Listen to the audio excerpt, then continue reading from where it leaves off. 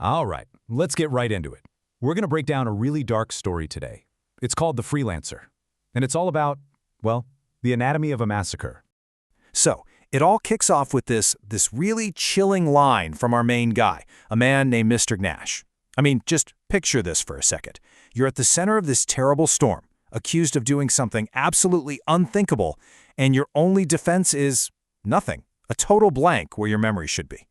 And we're not talking about some small-time crime here. The charge? Genocide. Yeah.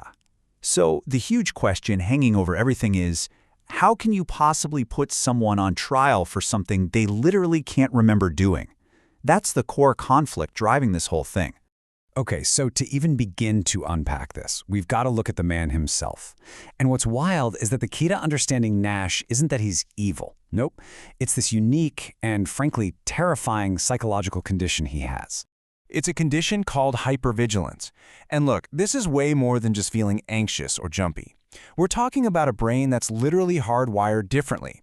His mind is always scanning, always looking for threats, even ones that aren't there yet.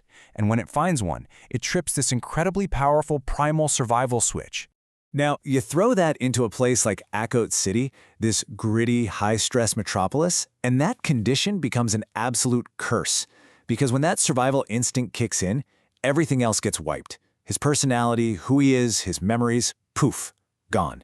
The man we know as Mr. Nash just vanishes. But here's where it gets even crazier. This isn't just some mental switch flipping on and off. Oh no, it's a mechanism. It's precise. It's almost robotic. There is a literal ticking clock inside of him, counting down to disaster. So let's look at how this happens. It's a four-step process, really. First, you have a stressor. A fight, some high-stakes situation. That makes his aggression percentage, this biological meter, just skyrocket. Then, the timer starts. The time until massacre. And when that clock hits 00, that's it. Massacre mode is engaged. He becomes this pure lethal force, almost like a machine. And I mean, the change is absolute. The guy on trial, Mr. Grash, he's gone. Just a passenger along for the ride in his own body. What takes his place is something else entirely. A cold, super efficient weapon that goes by one name, the Freelancer. So, you're probably wondering, what exactly does this Freelancer persona do that's so dangerous? Well, get this. He doesn't need a gun. He doesn't need any weapons at all. His arsenal is literally part of him, and it is devastating. Just look at the difference here. When his aggression is low, when it's still Mr. Gnash in the driver's seat, he's like a sniper, firing these single, super precise energy bolts from his fingertips, surgical. But when he hits massacre level, whoa, all that control is out the window. It becomes this Gatling gun storm of energy. We're talking a torrent of pure destruction that can wipe out a whole battlefield. So you put all this together, right? The hypervigilance, the countdown clock, the built-in weapons.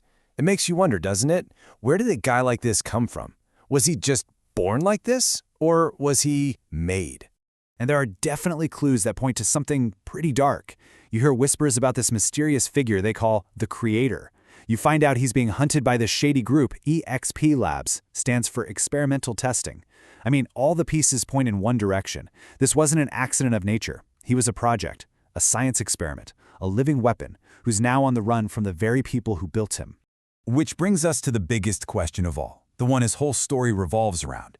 Is Mr. Glash a man who has a monster trapped inside of him, or is he a monster that was made to look like a man? And figuring that out isn't just about whether he's guilty or innocent, it's about figuring out what he even is.